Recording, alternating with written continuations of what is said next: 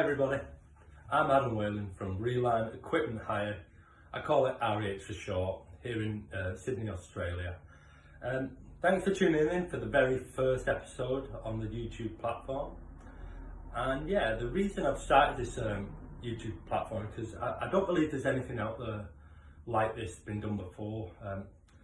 What I want is I want us to share all our skills and drills from around the world, not just in my subcategory, which predominantly is 3-inch to 15-inch hot cure inversion and a few sectional patches and satelliting. I want to know how they do it in America, South America, South Africa, all across Europe, wherever. Whatever type of relining you're doing, I want to know about that, because I believe if we can all share our experiences and skills and drills, ultimately we can learn from each other and put a better product in the ground. And the fact I'm a bit of an anorak and I love all things trenchless, so yeah. The first episode is on ultimately the star of the show in my subcategory, which is the inversion drum. A thing that when you see a pro on it that's done 20 years on it, looks super simple, and it's actually not. It's actually a very hard thing to learn. And we're going to go into how the different types of drums, the big drums, the little drums, ambient cure drums, UV applicable drums, steam cure. Then we'll go through the components of my drum and show you how I took my drum that looked a bit sorry and then brought it back up to scratch. Talk about the components and how we fixed all the basics and pressure tested it, got it up to standard. And then at the end of the show, we're going to show some key skills just on the snuffy and attaching your cali and your liner, and how I've developed and progressed over the time to stop those leaks. And I think it could really help the newcomers into the industry, because when they're under the pump and they get a bit stressed about the resin, just to stop those leaks, and if a clip fails we can find another way. So yeah, it's all about that, and I would love if the viewers could share their knowledge and experience and show me how they do their drums and clips, and we can all learn off each other. Even critiques say that I'm doing it wrong. That's great. I like to hear that I'm doing it wrong, but please, if you do tell me I'm doing it wrong, give me an alternative and explain why your way is better, because if I agree with you, I'm going to change and do it your way. Thank you very much for tuning in. First episode's on the inversion drum. Let's get started. So the inversion drum, just like this. What is an inversion drum and what does it do and how does it work? Well, an inversion drum essentially is a pressure chamber. It's a pressure chamber with a series of valves and a main outlet and a way to put our liners in. And that's what it does, it inverts liners. And the way it works is we roll out our liner, our impregnated liner that we're going to put into the ground, and we roll it onto the spindle within the inversion drum. We roll it on and we pull it out of the outlet, and what's crucial is we fold it back and then we clamp it off. So now it's a completely sealed unit of pressure. It can take pressure and it'll start to build, but it's actually got a weak spot. Well, not a weak spot, but a give, and that give is on the inside face of the liner. So when it starts to pressurise, air will act on that inside curve and it will want to start to pull and expand, and that's what we use to our advantage. Whoever thought of it, a very clever guy or girl, it starts to invert, and we roll the impregnated liner off the drum, we put it into our hose pipe, and then it's going to roll, still attached to the drum for now. And then when it gets to halfway, so the point of inversion is at the halfway mark of our hose pipe that we want to line, it's going to come off the drum and it's going to start to run. And that air pressure is coming in all the time, and the line's running, and then the air gets to the end, all blows off, and the liner falls flat. And that's what it does. It allows us to invert our liners into the pipe. And we can control the way that we install our line into the pipe by really two ways. We've got air in, that's going to give us more pressure and want to invert faster. And we've also got the wheel. The wheel, if we hold it back and the air still coming in, it's going to get more pressure and want to pull even harder. Or we can, I've got a general rule of thumb: the lowest possible pressure that a liner wants to go into a pipe and it wants to move, you let it go. And the way you can find that point is pretty simple. As you're looking through your gauge or your aperture, you drop it down to say 0.1 of a bar, whatever you're at, and then you just let a little sag on the weir of liner, and then you pop the air into it, and then if you start to see it move and go, that's your lowest possible pressure. And then once it's off the drum, the way you know that possible lowest pressure is, even though you can't see it, you've got the gauge. As long as you've not got major leaks on your drum, if you put it to say 0.3 of a bar and it's holding steady, that means it requires more, because that point of inversion isn't running, therefore creating more space, decreasing the pressure. It's static, so the air that's in there is staying at 0.3, but your point of inversion goes, creates a larger internal cubed area, therefore the pressure starts to drop. That's how you know. And you can usually tell, so it comes off, it's at 0.5, 0.6, or it really should be, for 4-inch lines, 0.5 or 0.4 for an average size shot. It'll start to run. When it's running, that means it's going fast because the gauge is dropping really. Usually that's, you're going to blow off nice. But that's what an inversion drum does. It's a means for installing our liners. And you'll see someone who's been doing it for 15, 20 years, we all know the names, and they make it look so easy. But there's a lot going on. There's a lot going on. You're looking, you're using all your senses, you're tapping the snuffy to stop it getting stuck. You're looking at the gauge, you're looking inside the drum, you've got cameras here, and a good liner will make it look super effortless, but ask anyone that's been doing it for a year, they'll tell you it's not. It's quite difficult. So I've got my work cut out with this one because the wheel's on the other side and I've done all my shots on the other side, so wish me luck. Yeah, so essentially that's what it is. It's a pressure chamber. It's a pressure chamber with a series of valves, a wheel connected to the spindle, which in turn is connected to the liner, and that allows us to put our liners in under control. And then, yeah, that's what it does. And we'll move on to the more things it does with regards to curing, UV, ambient cure, shooting the callies a bit further on. But yeah, pressure chamber allows us to invert. So let's start with the small drums. Small drums are great on the day because you can get into so many different spaces. You can get up onto the 12th floor. You can just put them anywhere, and they're good for like up to about 7-8 meters. So you've got a few, like you've got little barrel drums with the small aperture. You've got box drums. You've got actually little cannons you can use now. They look like a PVC pipe. You shoot tearaways, or you can have an open end at the other end and just tie it off. They all have the pros and cons, but I'll tell you about the small drum I like to use, which is it's the box drum. It's I think it's made by RSM Lining over in the UK.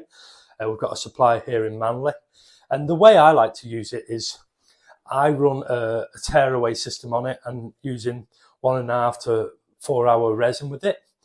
And I like it because it's got a big top glass window and you can see what's going on. It's always harder with the small ones because you're doing such a small run to know if you definitely got to the other end. So I think visually having a look to see how far your lay flat or your callie's gone is so important on the small shots. That's why I like it. It's just a box like that, and it just does air only. It's got the stalls attachment, the free stalls attachments that you click on, the prongs go in. And I'm normally running it as tearaway. And a good tip with them is put a rubber mat down. It does two things. Because you're normally on tiles or something like, slippery, it protects the tiles, but also gives the drum much more stability when you're shooting, because it's not a big heavy unit with ballast. If you start to work it, it'll start dragging the drum towards your inversion point. There's the first reason. If I'm running a tearaway with them, I always shoot them with a small compressor, never a big compressor, because the nature of it is a small internal area. If you go and use a Kaiser or something that's got lots of flow, one slip of the inlet valve and you're going to be losing control straight away with your tearaways, and they could be bottoming out and blowing off. And so it's always easier just to go in nice and slow, watching that lay flat of the rope go through nice and gentle. And when they bottom out and you know it's in, that's when we can bring the pressure up to the pressure you require for that liner. I actually use a really cheap little compressor. It's hard to lose control with that. So I use something like that. And once it gets to pressure, if you have made a mistake with your tearaway and it's not holding like you should, make sure you have something bigger to keep up with the leak. Or if in doubt, rip her out. But that's how I use my small square drum. And it's mainly for doing gullies that have been broken or someone's put a tet screw through them, anything like that. They're a fantastic unit on the day when your normal 700 drum can't get to where it needs to get to. So yeah, that's how I operate my small drums. So now we're moving up in size to the bread and butter, really. That's what most lads have, or most companies have. It's your 700 to 750 medium-sized drum. And there's the big innovation over the last 15, 20 years is the weight, essentially, and the ergonomic and user-friendly interface within the drum itself. Handles are curved. They're just coming in at about 680 millimeters across, means they can get through door frames. They're very well balanced. The light, they look good. All smooth sides, big open windows with glass fronts so you can see that cali. So hats off to the manufacturers. They've done a great job and we're thinking of us in mind. You're looking at another big innovation is the compatibility. You can start off with your ambient cure, then you move into, say, standard hot water, upstream, downstream shots. But you've also got your stall sets are now applicable for use with UV applications. So you can start moving on to getting in there for 2 hours and doing a 30-meter run. I mean, if you want to do that, I mean, some customers raise an eyebrow, but anyway, you can do that. So you're looking at max capacities of liners for 700, 4-inch, you're hitting around 60 meters, 180 feet, or your 6-inch, your 150 millimeter in diameter. You're looking at around 45 meters, which is, I think it's about 135 feet, something like that, 140 feet, which is a fair old liner. What else? I mean, you've got the composite and you've got metal, which is some fancy alloy. I wouldn't know what it is nowadays. By the looks of it, composite's probably losing out to the metal. I think you could probably weld and attach things to the metal ones. So yeah, that's our bread and butter, the 700 drum really. And yeah, here's mine, and I'm going to talk all about mine in a bit, and you can tell me what I've done right and wrong with it and see how we go. So let's have a quick look at the big drums now. So big drums. My experience isn't great with these, I'll be honest. I've shot probably up to 30 meters of 15-inch. That's my biggest shot probably. That was using a Big Blue from RSM Lining. I think it was a Trelleborg drum. It was a fun day. I'm not gonna claim to be a big drum expert, but essentially big drums are for shooting big liners. There seems to be a trend from moving from hot water now to definitely UV curing when it comes to the big liners. You're taking away all the risk from the head pressure, the time of filling the drum. If it's a deep drain or a hose pipe that you're putting it in, you're not getting that big head pressure of water.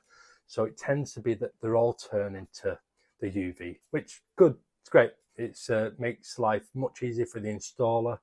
Now, there's some big drums here. I'm going to play a short clip. It's absolutely huge. I'll let the clip speak for itself.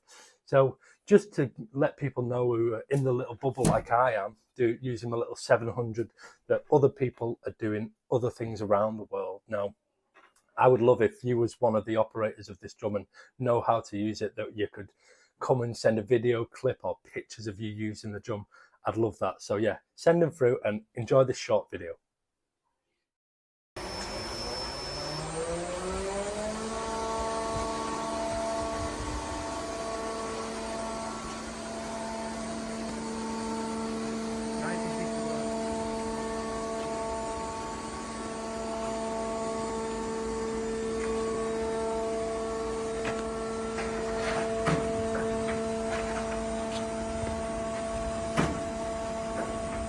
Yeah, that's a big drum. I don't know how much a liner is per meter. I don't know how much it costs to run that thing, but it's pretty impressive, as you would agree. We're talking about just drums, but I'd love to talk about all things lining. There's other ways to do it. You've got dragging liners. I've seen it done a couple of times where they'll literally just get a line and then just drag it in. And from my understanding is they use, because obviously when it goes down the manhole, they'll use like a pulley, and that's how it comes in. They put a pulley, like a wedge, on the start of the pipe, and then it's like a real big ballast winch that winches it up, because they are super duper heavy, and they winch them in that way. And when they're in position, if anyone out there wants to explain it exactly to me or send some videos of their work doing installations, that'd be fantastic. But they'll use a capped ends with valves and then ratchet strap it on, blow it up and do it that way. There's also another method which I've come across to use a lot around Sydney. It's like a spiral. It comes on a big reel, and it's like an Archimedes screw, and it just pushes it down. Now, I'm sure it's good for the coffers and it's good for the bank balance because it's cheap. It goes in quick. It's not the best result. Here's a few pictures of a job I'm doing coming up. You can see that it doesn't get that adhesion, but I'm guessing from a financial standpoint, and it just get heavily tree rooted lines, lined quick, and then they only have to deal with the individual inlets. And it does leave a little rib. I don't know too much about it, but probably cost against quality, it's probably up there right on cost, and that's why they're installing it. Spiral. So the council main has been done as well. I know Sydney Water uses subcontractors like Downer and Interflow to install them. So not the best result, but probably the best of a bad situation with a product like that. So if you know anything about that, again, contact me, because I'm willing to learn and listen and absorb as much information as I can. Next video is going to be on my drum and all the components about an inversion drum and my opinion on it and the best ones to use. See you over there. So let me take you through my drum. It's my new drum. It's a composite drum, a 700. I think it's a Sani Pro. Please forgive me if you're the manufacturer of this drum. It's my first composite drum. The wheels on this side, when all the other inversions I did on the other side, so it's going to take a little bit of getting used to. I'll just run through. Got it rock bottom price because apparently it was all broken, and it was a bit worse for worse state. So I drove down to Melbourne. For those who don't know where Melbourne and Sydney is, it's probably a 20-hour round trip, because I weren't prepared to buy a composite drum, just buy a few photos. I wanted to get there and notice that it didn't have a huge crack down it. Really, if you're buying second-hand gear, you do want to buy it in person with something a bit more expensive like this. So got down there, looked at it, a lot of things like hanging off it, things covered in resin. I thought, you know what, the paint looks okay, can't see major cracks, I'm going to take the risk, and I bought it. So put it in the back of the van and drove 12 hours back to Sydney. So yeah, got it home, started fixing the obvious. The bottom valve completely loose. So apparently it had been pressure tested, but you can't pressure test something when first of all, if you're going to do it, fix the obvious. So bottom valve, tighten that. The stalls attachment covered in resin, so it wasn't flat finishing and touching. So ripped all the resin off. The top, I must admit, there was an ever so slight hairline crack where the gauge fitting comes through the drum.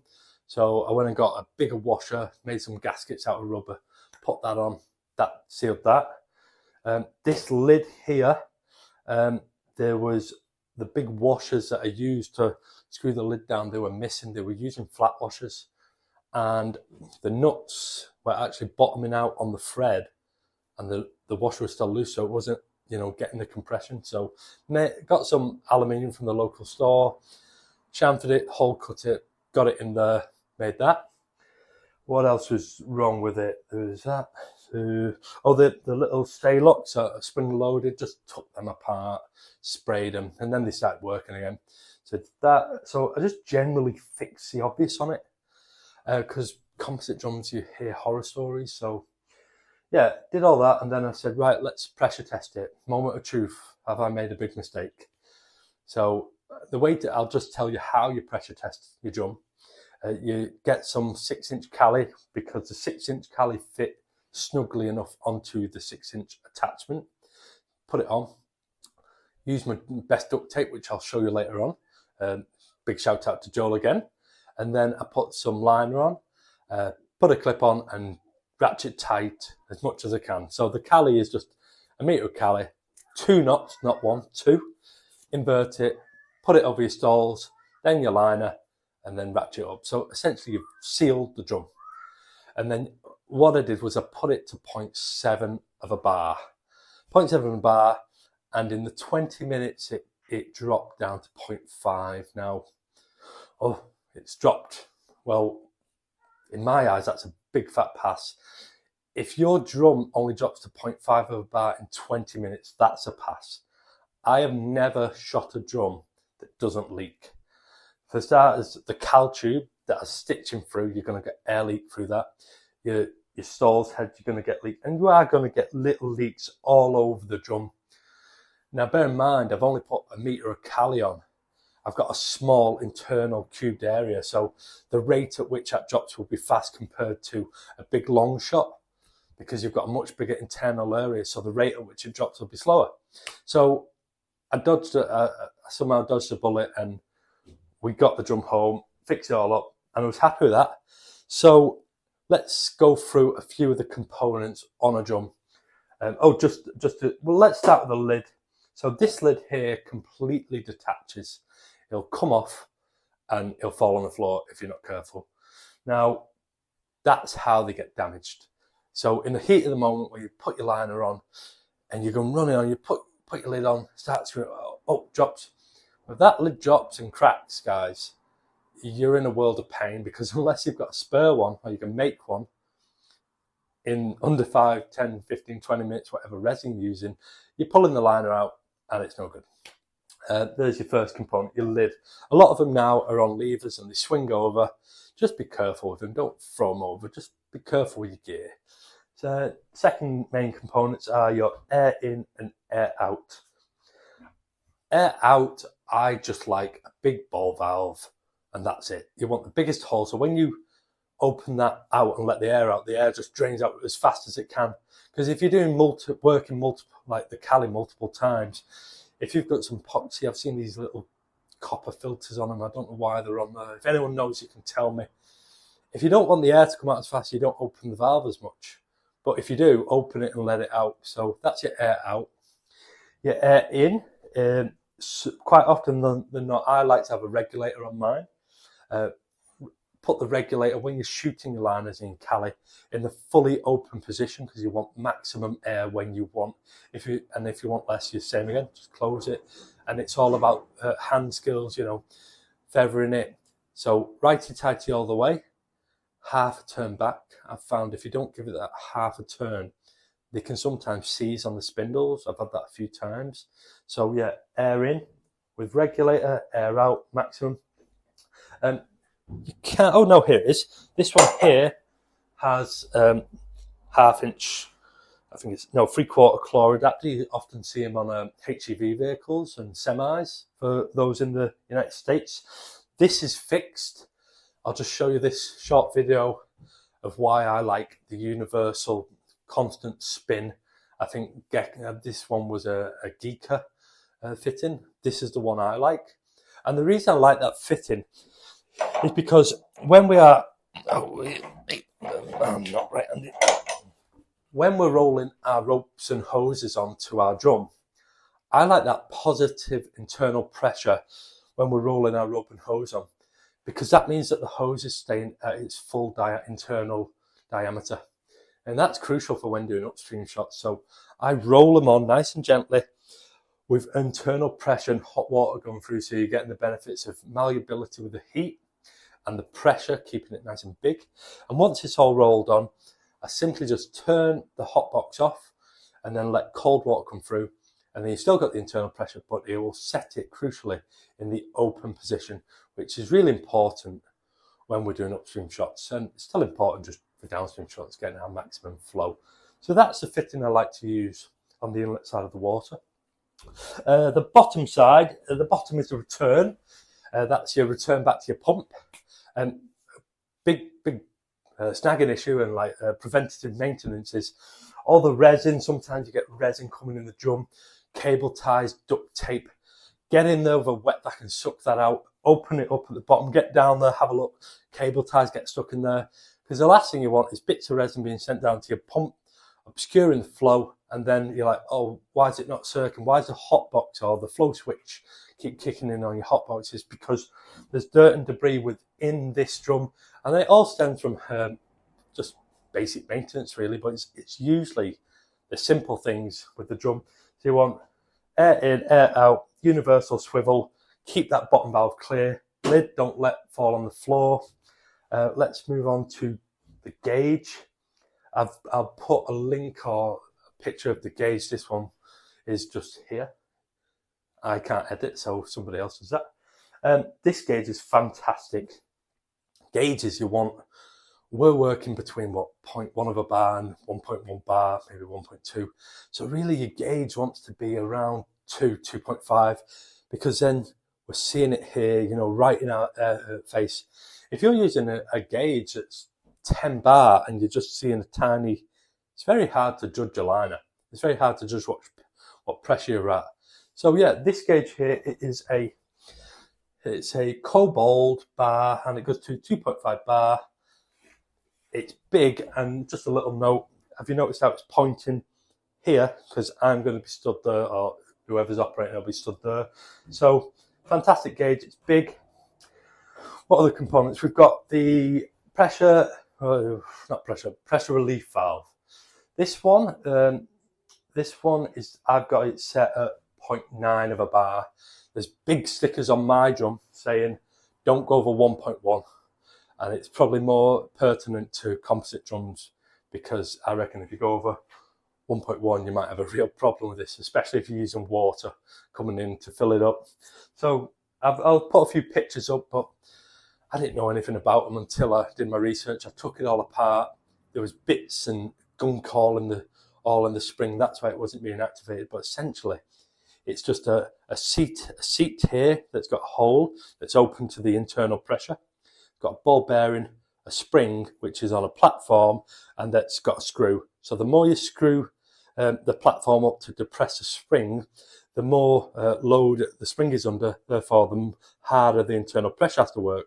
So all I did was I got a regulator that I knew was accurate, put it on the drum, set it to 0.9 of a bar, and then I just screwed it. I actually had to release it, and then it started activating the air. And it's as simple as that. I had a little feel and snuff, it felt right, and I oiled it all up, put it back together, put it on there, and then I put a datum line just to know that if it does rattle loose in the back of the vehicle, and that's protecting this composite drum. I mean, the last thing you want is to start putting water into your drum, take a phone call or something happens, or there's a mini accident on site, your PRV's not working, you walk away, come back and your drum's split in two, especially with composite drums. This is my first one, so metal versus composite, I think you've got to be a little bit more careful with a composite drum. So yeah, this is my drum. It does 700 as usual. It does 66 metres of 4 inch, 45 metres of 6 inch. She's a big boy. I don't think she's going to get through any door frames. They say it does 60 metres, but from my eye, I think that does around 75. I'm not sure. It's in good condition, 2015. It's light. I think I'm going to do okay with it. So that's my drum, and we're going to finish this first episode off with some little tips and tricks on how to attach your cali and liner to your snuffing. And for the newcomers into the industry, I think it might help them immensely, because I still see companies using 5 clips. So yeah, let's just keep watching and we'll finish off with that, and then we'll tell you what's coming in next episode. So yeah, see you over there. So we've come to the part of the show, or the episode should I say, where we give a bit of knowledge back and just make lives for installers like myself who may be a bit more inexperienced. Just a few hints and tips how they can save money, save time, just make their life so much easier. So attaching our Cali and our liner to our stall's head without minimal leaks, saving money and not going to suppliers and not keep going to suppliers. So here's how I do it. So the first thing is, obviously, I'm just going to not drop it for one, is it's been inverted over, and then we pop this onto here without making it look super difficult. I'm going to credit a reliner by the name of Joel at Streamlining. He showed me this product 5 years ago, and I've shown everybody else I know, and I've used it and never changed it. It's called Bear Tape, Norton, Saint Cobain. It's pretty expensive, but it saves you so many leaks. It is the strongest tape. It changes colour when you stretch it. It's like a compression bandage. I've shot liners on it up to a bar when we've been really unorganised and lost our clips. So yeah, this is how you use it.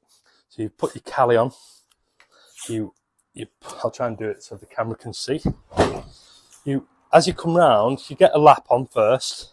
As you grab it, you stop it from spinning out your hand and you pull tight and it changes colour. And just like a compression bandage, this thing is so tight. So as you come over, hold and then back round. And hold and back round. And hold and back round. And you know it's working because you can see the indentations of the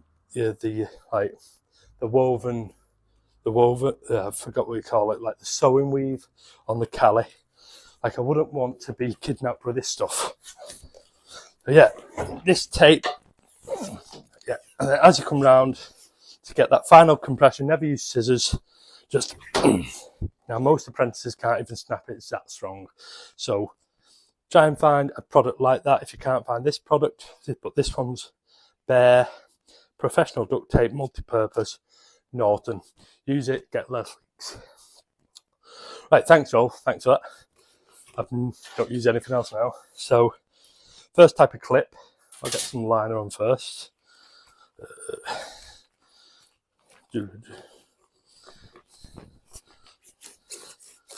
So,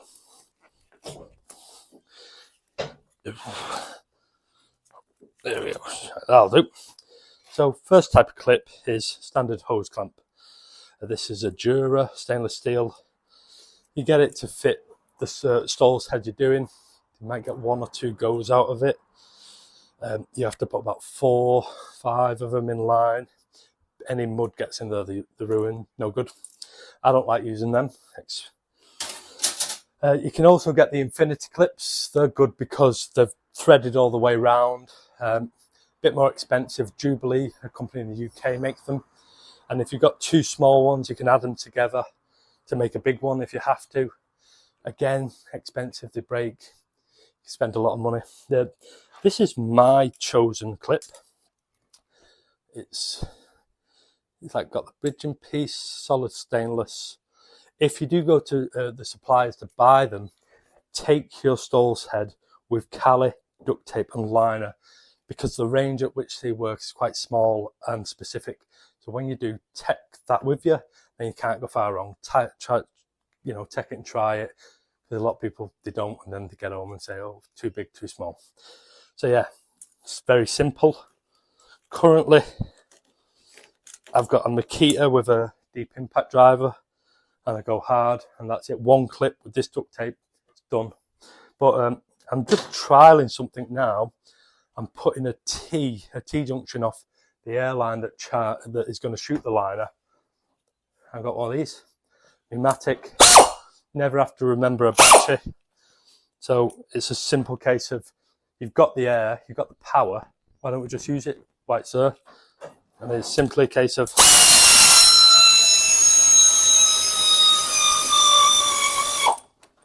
and it's done.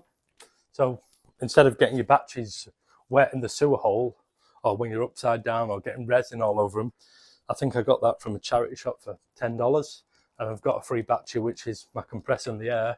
So let's use it. So I'll let you know how it go, but yeah, let's see how it go. And I'll take this off and show you the final method.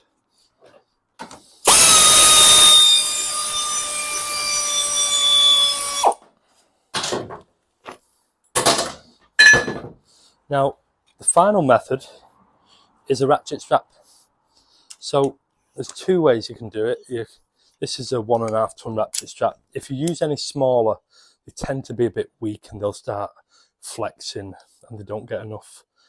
You can put your lay flat through and just tie a granny knot here and just have a single piece. But what I've been doing lately is I get a specific piece of lay flat for it, and I just send 2 round. So there's no knot, it's just a single piece like that. When you put it on, make your life easy. So it's like that. So it's facing the right way. I'll try and stay out of your way. Then you go over. Make sure that you go all the way round. No twists. Come back round. If you can, hopefully you can see that. Goes through. Then keep that one on that side. And then with the other one, exactly the same. You go over, like that. Probably make sure it's on there. Come back round, through. On both tight, and that's it.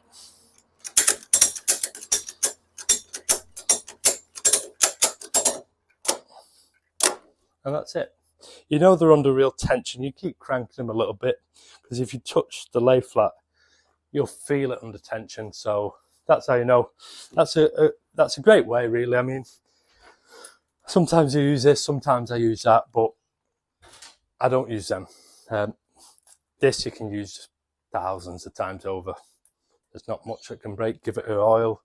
It's the same with this. If this breaks, just get a new nut and bolt, as long as you don't lose the bridging piece. Also with these, you have got that slight gap here. Put them opposites, so then you're maximising your seal. That's how I do my stalls attachment. And this combined with the good duct tape, you won't get any leaks. So yeah, that's our trade. That's our tips on the stalls attachment. Thank you very much for, oh, by the way, I'd love to see how you do it.